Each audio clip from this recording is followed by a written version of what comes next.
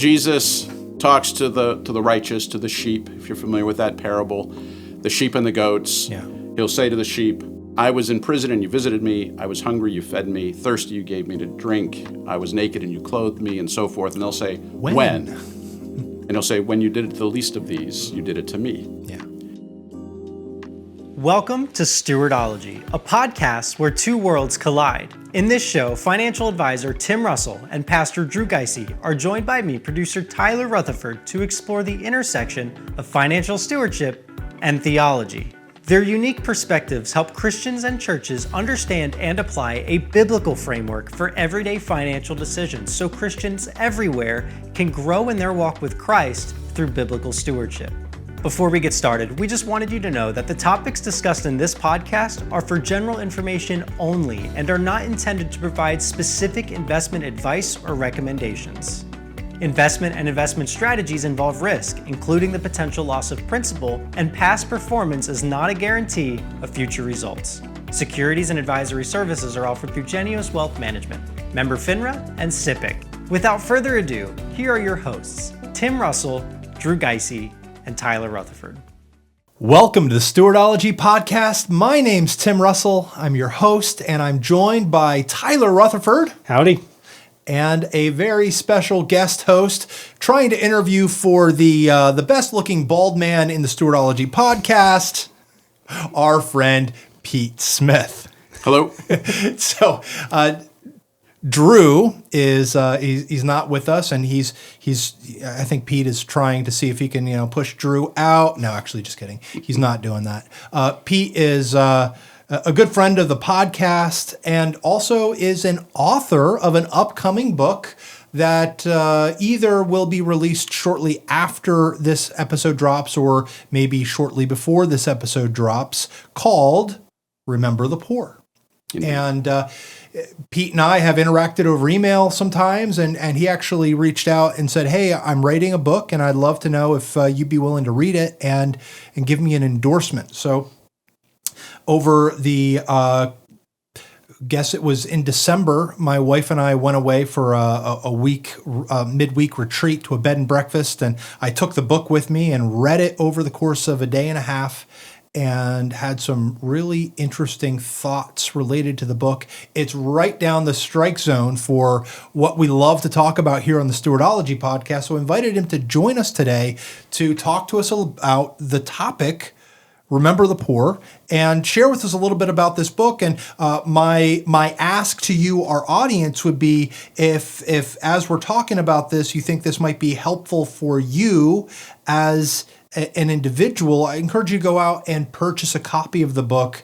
It is a good summary with very practical guidelines or steps or tactics on how you can remember the poor well and wisely, and do it all for the glory of God and the betterment of mankind. So, with that being said, Pete, welcome to the podcast. I'd love for you to just take a moment and tell us a little bit about who's Pete Smith. Thanks for the invite. I'm a pastor in the borough of Wilkinsburg, just outside Pittsburgh, Pennsylvania. Yeah. I've been there for a number of years now. It happens to be the congregation that my dad actually pastored. No so I'm kidding. the son of a pastor, in fact, the grandson of a pastor as well. Wow. It's a denominational church, the Reformed Presbyterian Church of North America. Yeah. And I grew up there. Wilkinsburg is an under-resourced community. It is majority minority, and as I said, under-resourced. So this is dear to my heart, just remembering the poor. And I was given the title. I was asked to write this book. So our denomination has a small publishing house, and they have a new line of books that comes from the Grassmarket Press, and it is a practical introduction to various theology issues and points. And they asked me to write this book. In fact, I was first given the title, Good News to the Poor. And I said, I don't want to write that book. That sounds like the poor will read the book. I would rather write Remember the Poor to people that have money in order to actually fuel a heart of generosity. So that's what led to the book. Like I said, I'm a pastor. I have been a part-time high school teacher. I've taught political science and economics. I have an undergrad degree in political science and had the hope to go to law school. God got my attention, went to seminary instead. I've been a church planter just outside Washington, D.C., and a pastor. Okay. So I've got some experience that way. Wow, fantastic. So, obviously, we've got the book. Your denomination said, "Hey, Pete, can you help us with this?" And you said, "Yes, let's write that book." But why do you want to write a book about the poor? It sounds like a depressing, discouraging thing. Why is that such an important part of your heart? Well, God cares about the poor. And that concern is found on almost every page, every book of the Bible. That's God's concern. And in my own life and experience with the church, I see that it is less of a concern for many Christians. So part of it would be to align our hearts with the heart of God. Yeah. So that we also might remember the poor. And I think it's a central expression of stewardship. I've listened to enough of the podcasts that I think you guys would agree. Yep. It's involved with justice, love of the neighbor. And I wanted to make something that was quite practical. So how do I do this? What are the pitfalls? What things might I be aware of? How can I, depending on who I am, remember the poor? As you were examining Scripture and you were asked to write the book, as you were looking through the Bible, what did you find about God's heart for the poor? What about that struck you? Well, there are some summary verses. I come from a denomination that sings the Psalms. Yeah. And so in Psalm 41, blessed is the one who considers the poor. And then Book of Proverbs, blessed is he who is generous to the poor.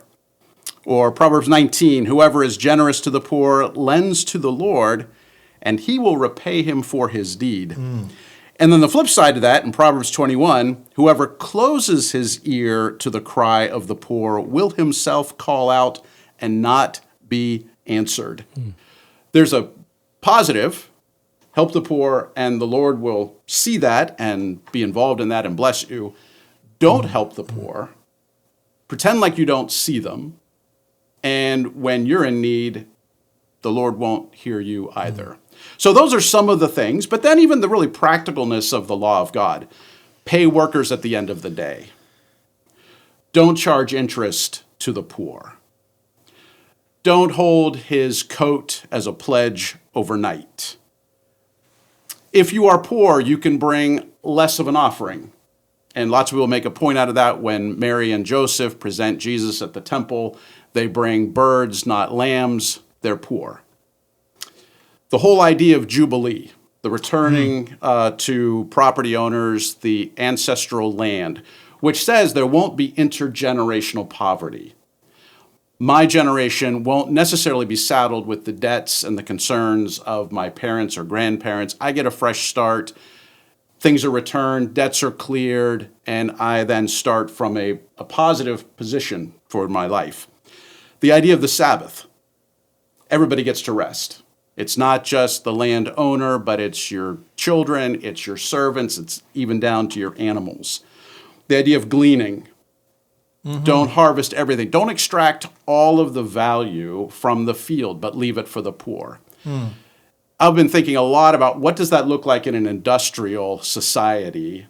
How do I practice gleaning? As a person with resource, how do I leave some of that on the table? That might be an area which we want to talk about and discuss a little bit. But God also defends the poor. He metes out justice to oppressors.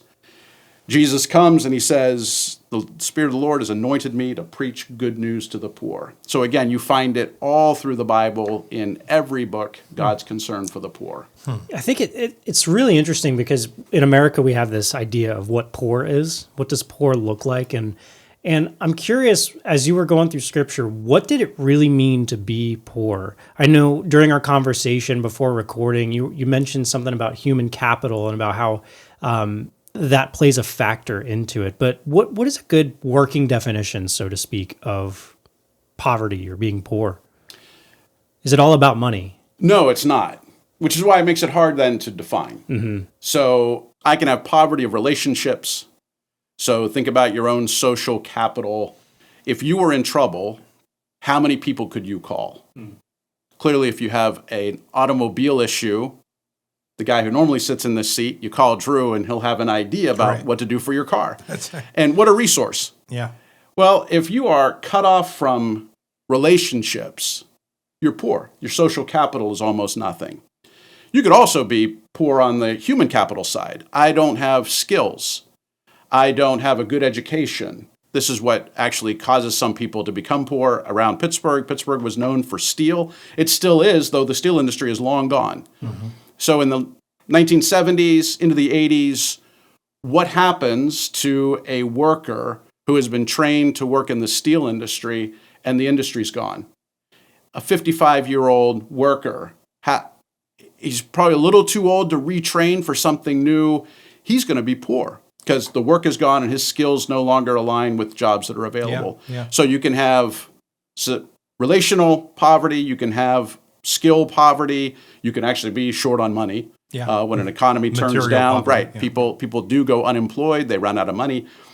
Fundamentally, of course, is your spiritual capital. How are we spiritually with the Lord? He has blessed us in Christ with every spiritual blessing in the heavenly places, Paul writes to the Ephesians, which boggles the mind, which says, by faith, then, I'm not poor. So ultimately, the person who does not have a relationship with Christ is poor indeed. That's the ultimate poverty. Spiritual poverty. Right. Alienation from God. So you think about Genesis 3 and what happens after Adam and Eve have sinned against God. There's alienation from God. They are put out of the garden. There's alienation from each other. There's alienation from the creation. There's even alienation from oneself.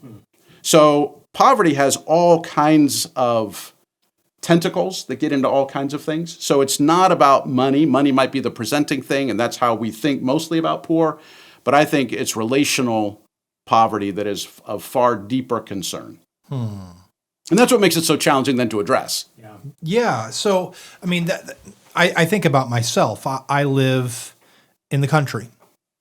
I'm not in an urban environment. I don't see poverty in my day-to-day life. I just don't. I'm not driving through downtown Pottstown or, Reading or whatever the local urban area du jour is. So what advice would you give to someone like me who, through the providence of God and life circumstances, I'm not around poverty? How do I remember the poor? That demands intentionality, because you're not going to just bump into it automatically. Right. Those who live in urban environments see it more. If you are walking down the sidewalk, you might be asked for some spare money. Can you $1, $2? Can you buy me dinner? Something like that. But if you're not exposed to that, if you're not around that, if you commute to work or whatever, you're just more insulated from it. So it's going to take intentionality to find out, well, where are the poor? Who's serving the poor?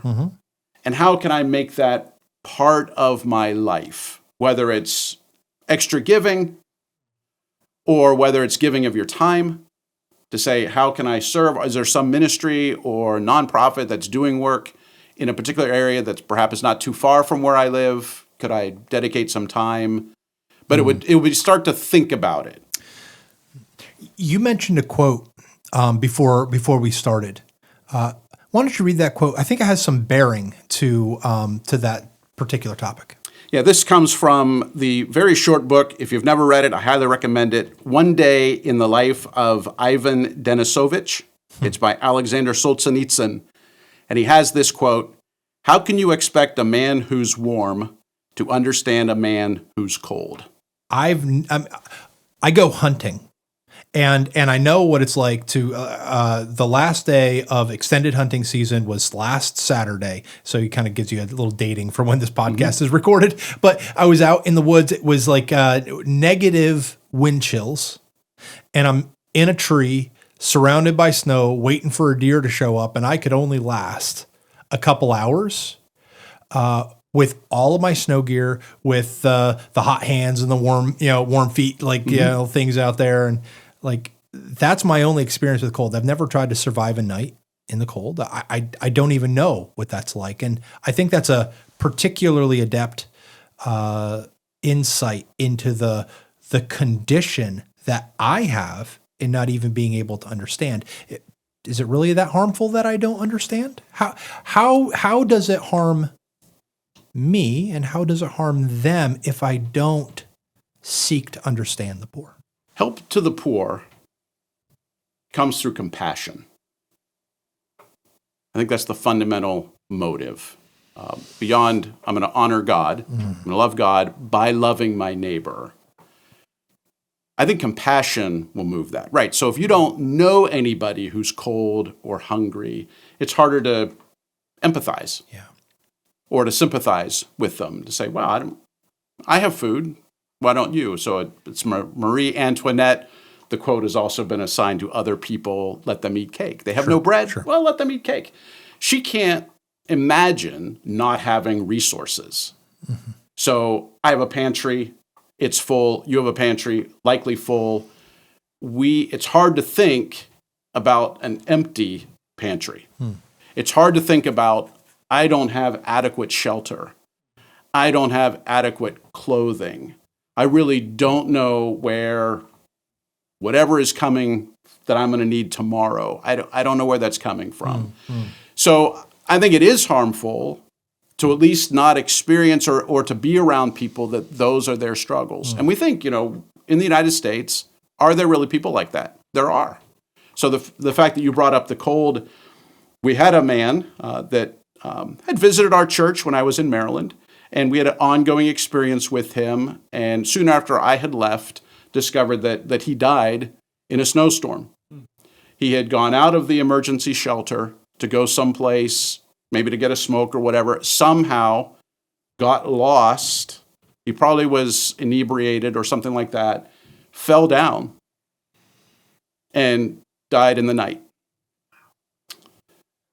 And they found him about 2 days later because he got covered with snow. Wow. That's not typically our experience, but it is the experience of some who have much, much less. I mean, there's so many places we can go with this. I have a scenario. A week ago, Wednesday, I was leaving a restaurant. And this man who was clearly homeless was standing outside the restaurant and said, "Hey, what time is it?" I looked at my phone. I told him the time, and thanks, man, thanks. I walked over to my truck and got my truck, and he puts his little sack on his back, and he's walking down the road, and it's like pretty cold at night. And I get in my truck, and I turn it on, and I'm kind of rustling, like, what do I do? What do I do? And I start driving down, and I look over, and like at least literally about to like go towards the next area of buildings. He's not got a vehicle. He's walking on his own. And I drive around the restaurant, and by the time I got to the back of the restaurant, God had convicted me that do what you can. Mm-hmm. So I drive over to him. I roll down my window and say, "Hey, what are you doing?" And he's like, "I'm not looking for trouble. I'm not looking for trouble. I'm going down to the Wawa. I need to get some supplies, and then I got to go find my friend, and I'm gonna try to stay the night over there." Okay, I can give you a ride. So I give the guy a ride. We make it down to Wawa. He's telling me a little bit about his story, and then he asks, "So I got to go to my friend's house, and I need to convince her to let me stay there. Will you give me some money?" Pete, you're me. What do you do? I would I'd first ask, well, how much do you need? And do you know right now that this person will host you? Let's call her. So we don't take a trip. I would also offer probably to drive him. Mm-hmm. Mm-hmm. What do you need from the store? Mm-hmm. Might just buy the stuff for him in the store. Mm-hmm. But if you can make a connection to make sure that he's got a place to go, that's not just a story. But I would explore more of the story. Interesting. And probably default to give. If you read the book, you'll discover that that's sort of what I'm pressing on is that our default should be mercy. So help him. $5, $10, whatever. But default to mercy. And you'd have to have a pretty good reason not to help him. Interesting. Not create a good reason in order to help him. So it's presume innocent until proven guilty. Right. Presume mercy. Mm-hmm. Yeah. And this is where you really get down to what does it mean to love your neighbor as yourself? If the seats were reversed, how would you like to be treated in that moment? You would like someone to give you a ride. Yeah. You would like somebody to give you some money. Yeah. You would like somebody to take interest. And this is why I said it's the poverty of relationships, because very often, even when he asks for money, you shovel him some money and then you walk away. Yeah. There are deeper needs. And what they really need is time. And that's where we now in our Western mindset, time is really valuable. Yeah. And when you sit with somebody, when you recognize their personhood, all kinds of things change in the equation. Yeah. I really want to press in on that point you made that you would default to mercy. And I think it's so refreshing in some sense to hear that, because I'll tell you, like, growing up, it was always like, oh, don't give the money to the guy asking for money because he might spend it on something like, drugs or alcohol or whatever. So looking back on that, like, I see in some sense the wisdom of like, okay, maybe not money because you could buy something else that isn't money, but also is that my responsibility to dictate? And I'm curious because I know in our conversation leading up to this episode, you kind of touched on that, giving indiscriminately. And can you just explore that a little deeper with our audience? I'm curious to hear your thoughts. Yeah, well, Matthew 25, Jesus talks to the righteous, to the sheep, if you're familiar with that parable, the sheep and the goats. Yeah. He'll say to the sheep, I was in prison and you visited me. I was hungry, you fed me. Thirsty, you gave me to drink. I was naked and you clothed me, and so forth. And they'll say, when? And he'll say, when you did it to the least of these, you did it to me. Yeah. That to me is, there's Jesus asking, I'm not looking for trouble, but I like a little money and maybe a place to stay. Yeah. And then the real press on you would be, if it's not this person that he's hoping to stay with, would you open your home to him? That's a whole nother, for many, that's a bridge too far. Yeah. But that's the next question. If not that, then what happens to him if I don't help? So to me, Matthew 25 moves us in that direction. Loving your neighbor as yourself, as if I was the one in trouble, moves us in that direction. I can't outgive God. Yeah. So when he gave his only begotten son, the least I can do, because I don't want to find myself at the judgment seat saying, why did you not help me? I came to you time and time again, and you turned a blind eye or a cold shoulder. So to me, there's that just indiscriminate say, yep, I don't think I can outgive God, so I'd rather him say, you know what? You gave away too much money. Then, boy, what is wrong with you? I came to you 5 different times and you turned me away. I don't want that.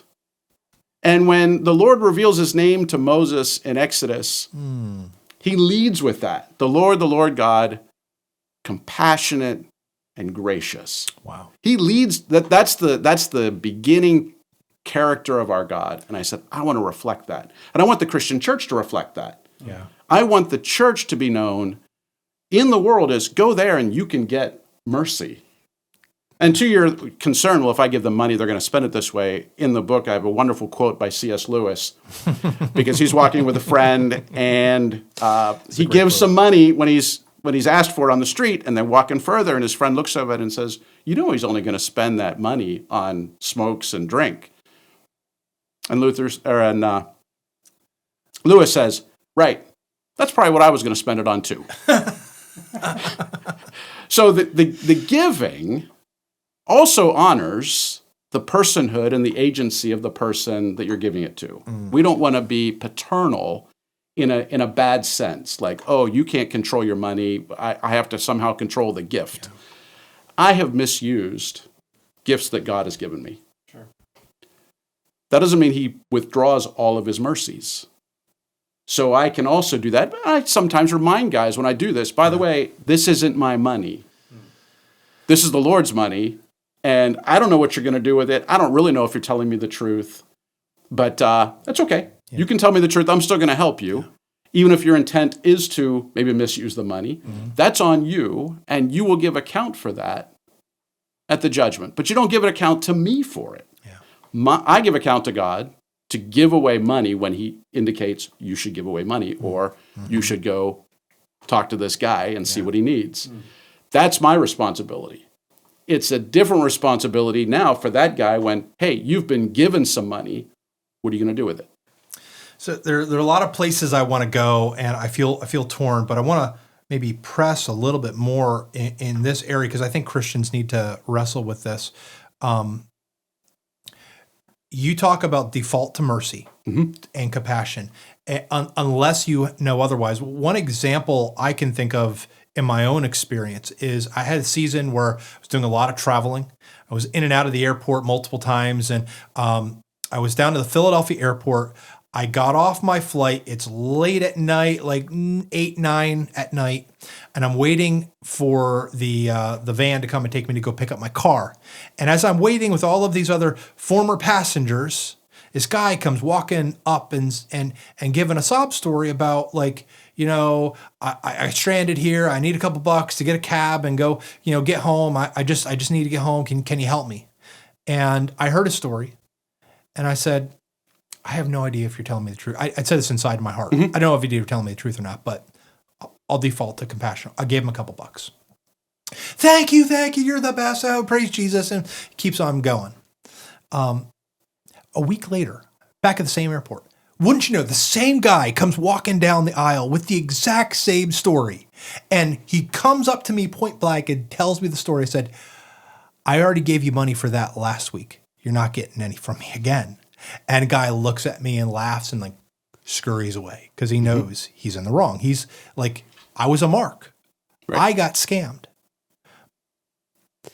My attitude, however, is I got scammed through being generous, and I would rather be scammed through being generous than not give to someone when the need is legitimate and real, because I wasn't giving to that man. At the end of the day, I was giving to Jesus. Like you quoted that passage from Matthew 25, and I think that's what our audience really needs to wrestle through. You're not giving money to the bum on the street.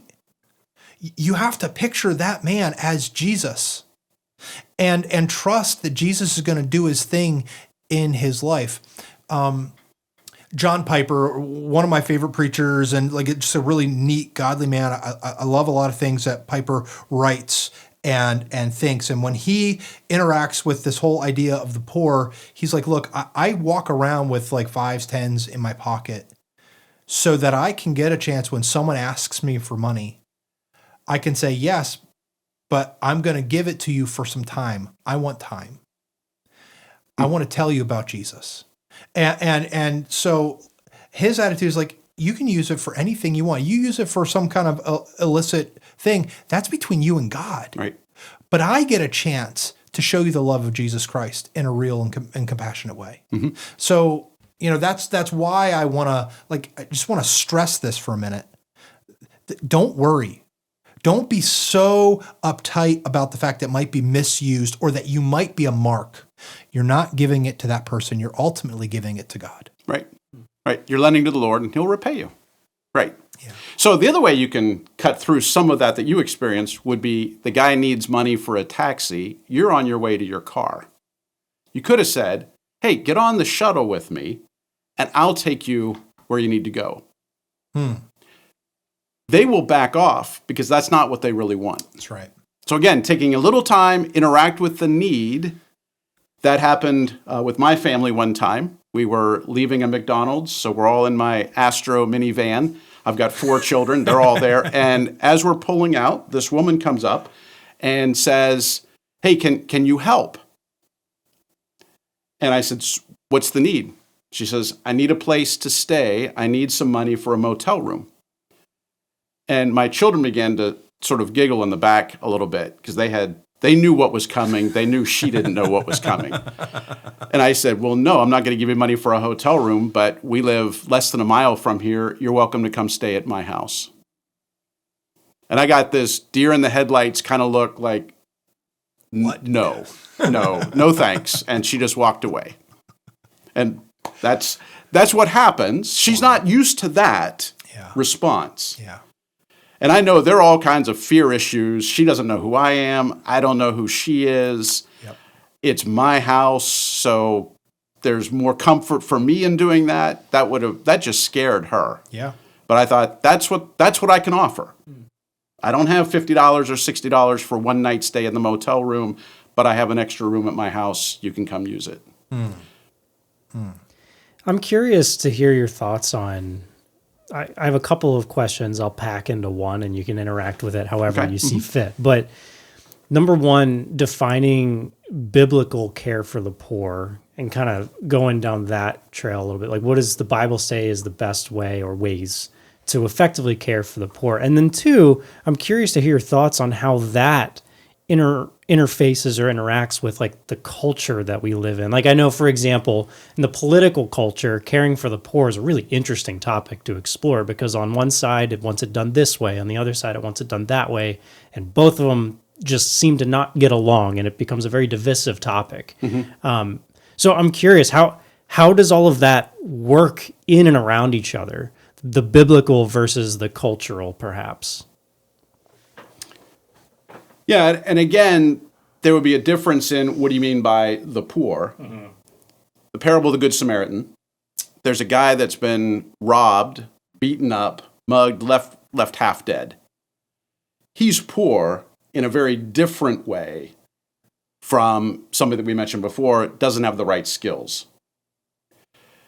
So one of the quotes I also have in the book from Woodson is, don't do for the poor what the poor can do for themselves.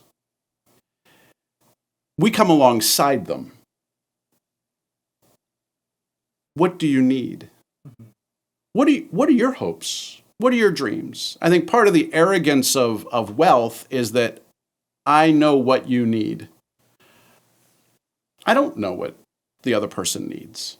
So there's something that says I need to come alongside, listen. What do you need? Do you need skills? It could be that you don't know how to work. I think the ultimate solution to poverty is work. 6 days you shall work. Yes. And then you get then we rest on the Sabbath. And so for the thief, he's no longer to steal, but to work. But work. Why? In order that he might have something to give. Yes. So to me, the ultimate solution for the one in poverty is work. Now, in our culture, that's a whole different, how do you help them find work?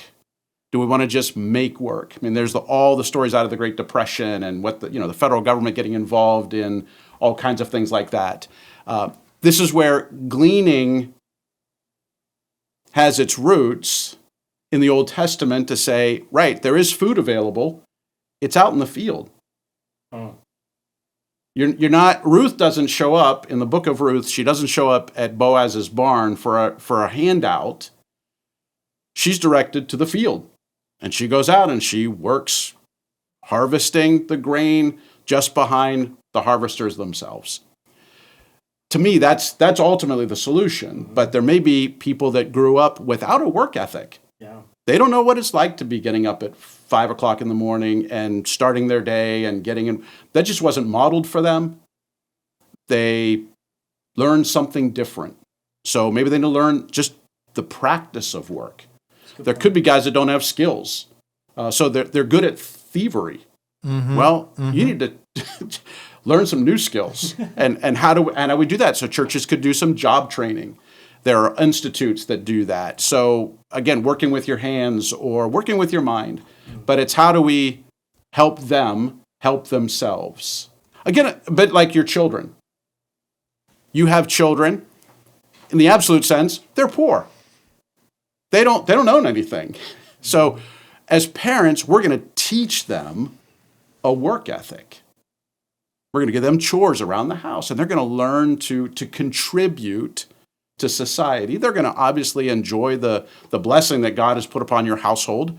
You don't make them work for their clothing. They just enjoy the fact that they're here, they're dependent, but you want them to learn independence by the time they're a certain age.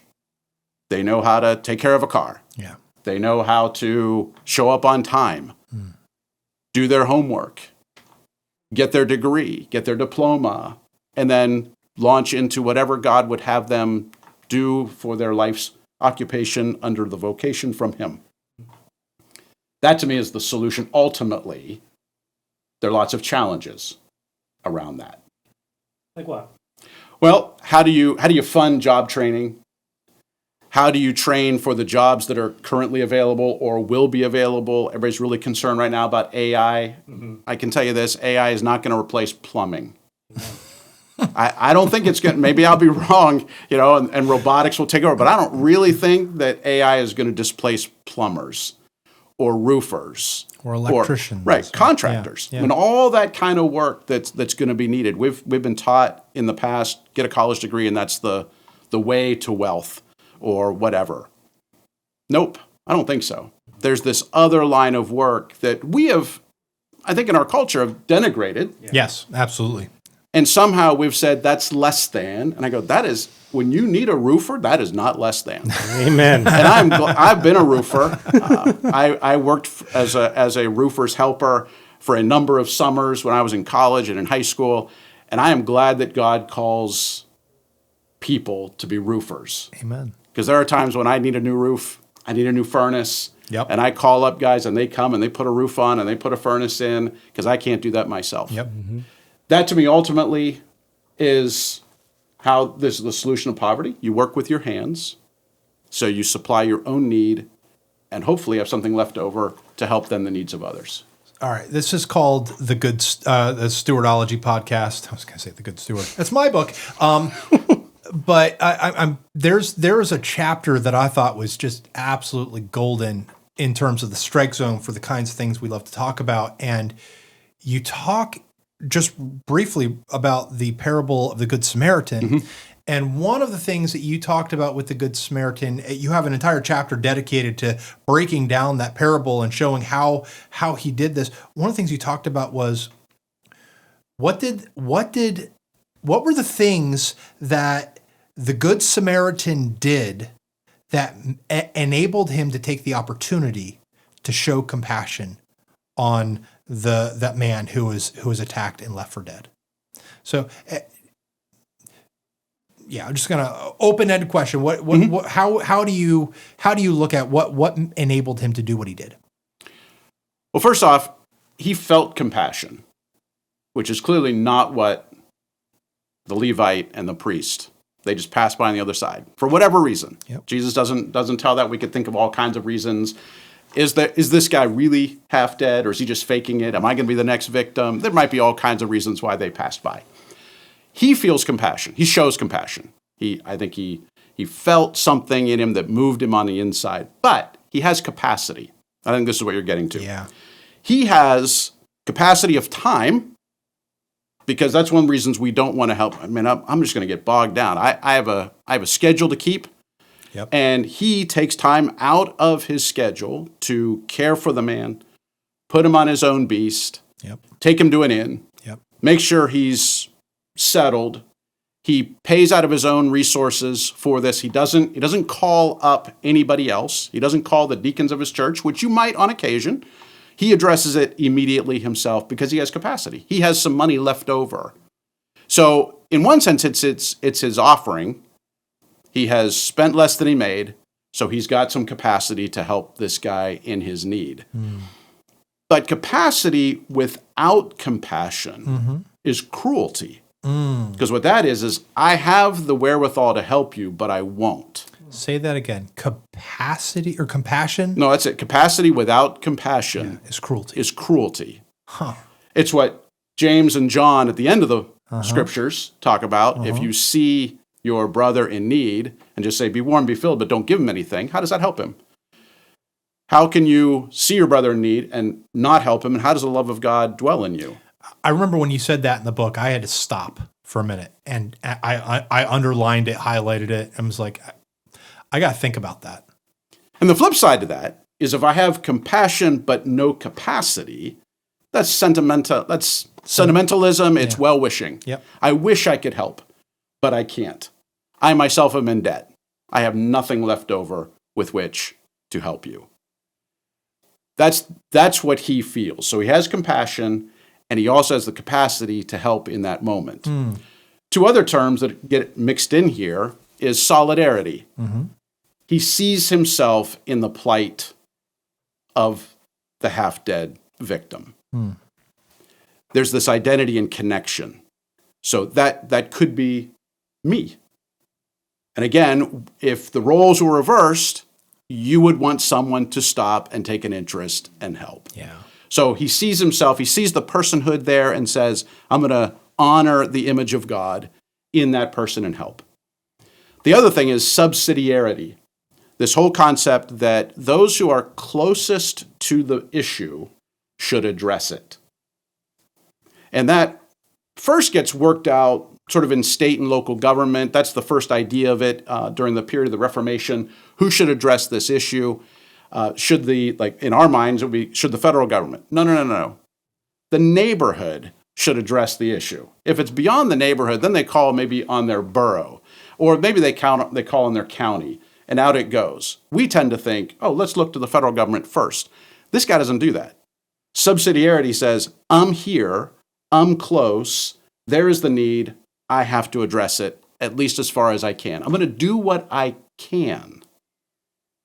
And that's really what sort of motivates the book, is to move people to do what you can. Right, we're not going to solve this problem. This book is not going to solve the problem of poverty. But it might move some of us to take an interest in individual persons and their households. That I can impact. Yeah. There's a Venn diagram you may have seen, things that matter, things that are within your control, right? And the Venn diagram, where they overlap, that's where you take action. Right. The things that matter and the things that you can control. You can't solve world hunger. Right. You're probably not able to do that, right? But you can take a minute or more to help the person that's right in front of you, rather than saying somebody else will do it. Right. Which is why I think at the end of the day, you say do something. It's better than doing nothing. Right, and I think that's part of the test.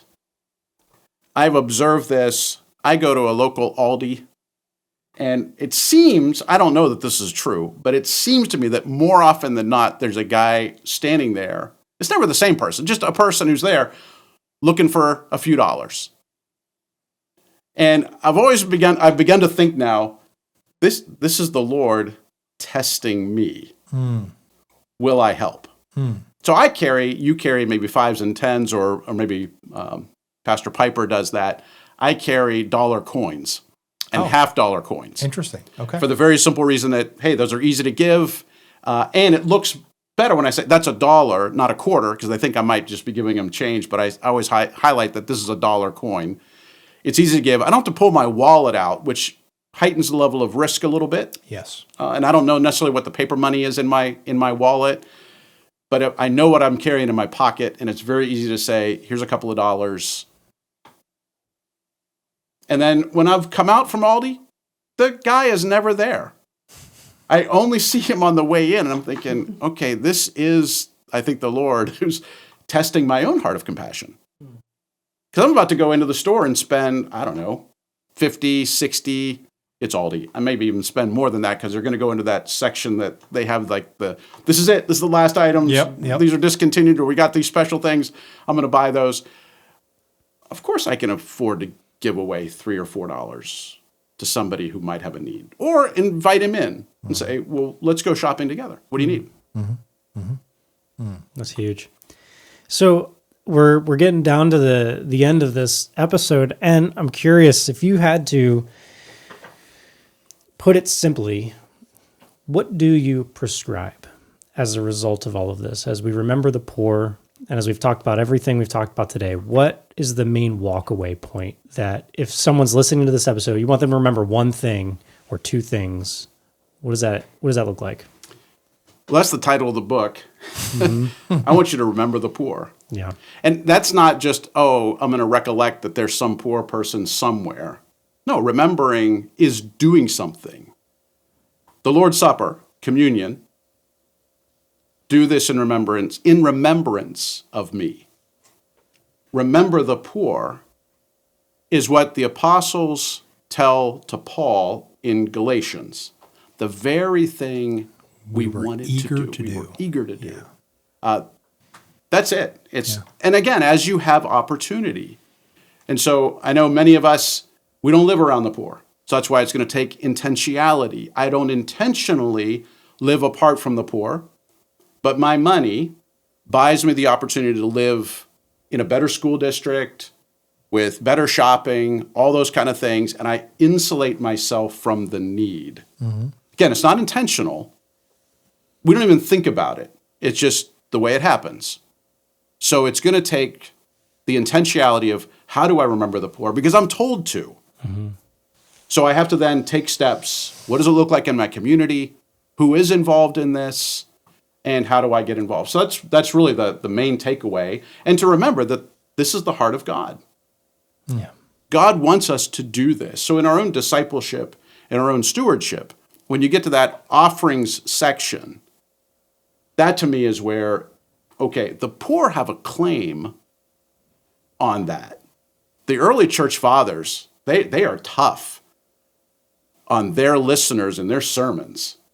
Like, the extra shoes in your closet belong to the shoeless. The extra cloak in your closet belongs to the naked.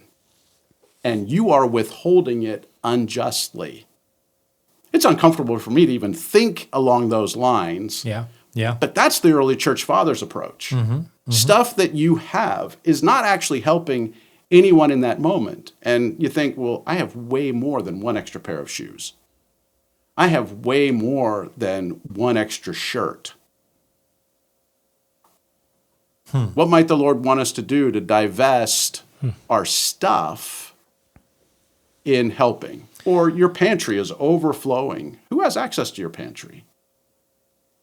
It reminds me of a quote from a guy I don't agree with theologically on a lot of things. Richard Foster, in his Discipline of Simplicity, writes that when you have the thing that is needful to your neighbor and you withhold it, when it is good and right for you to actually give it, that is a stolen good. And that just kind of what you said reminded me of that quote. It's very interesting. That's from the Proverbs too. Yeah. Don't withhold good from the one to whom it is due when it's in your power to do it. Yeah. And again, a few dollars here or there, that's not going to make or break me. It might make a big difference to somebody who has absolutely nothing. Yeah, that's huge. I think I haven't read the book yet, but I look forward to reading it.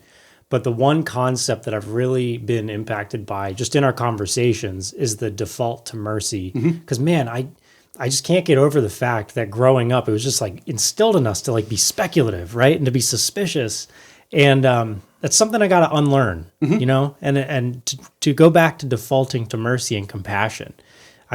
That's definitely something that I walked away with just in our conversation. And just along those lines, I was having breakfast this morning with a guy, and we talked about, I grew up in a time of stranger danger. Yep. And then I run into the word philoxenia, love of the stranger. We didn't teach our kids stranger danger. We taught our kids love of the stranger, hospitality, and prudence. Don't be scared of the stranger. Engage with the stranger. Use prudence, of course. Use wisdom, of course. But don't dismiss them that way, just out of hand. Yep. So again, remember the poor, take an interest, look for them, be intentional. Build capacity. Correct. Yeah. Huge. Build capacity and use the capacity wisely. Yeah. And ask the Lord to give you a heart of compassion. Yeah. Well, I'm thinking as we wrap this episode, I want to read for you the endorsement that I provided, just to kind of give you my thoughts on this book and why I think you really should pick it up and why you should read it. Remember the Poor is a must-read for every Christian. Pete doesn't offer cheap answers or empty hope. He offers the reader much more. Gospel-fueled hope to actually make a difference in the lives of both the helper, that's you, and the helped, the poor. This book is relentlessly biblical and Christ-centered.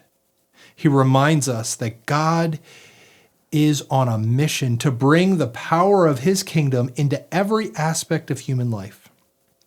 You will be glad to have read this book and prayerfully considered its teachings.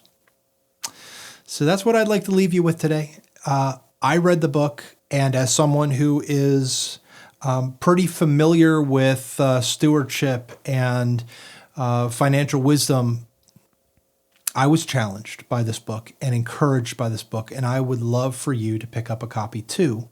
And may you and the entire community of Christ and the entire world be blessed because of what God will do through this. Pete, any last words before we go? Just as we said, remember the poor. Amen. We can leave it at that. All right, guys, until next time, take care, God bless, and remember the poor. Thanks for joining us on the Stewardology Podcast, where financial stewardship and theology meet. We'd like to help you take your next steps in biblical financial stewardship. Subscribe in your podcast provider to get the newest episode delivered to you every week. Leave a 5-star rating and review to help new listeners find the show. Take advantage of your free personal stewardship review at stewardologypodcast.com/review. Be sure to follow us on social media and visit our website at stewardologypodcast.com for tons of free resources and hundreds of free episodes. You can also leave episode ideas at stewardologypodcast.com/idea. Remember, Psalm 20, verse 7, some trust in chariots and some trust in horses, but we trust in the name of the Lord our God. See you next week.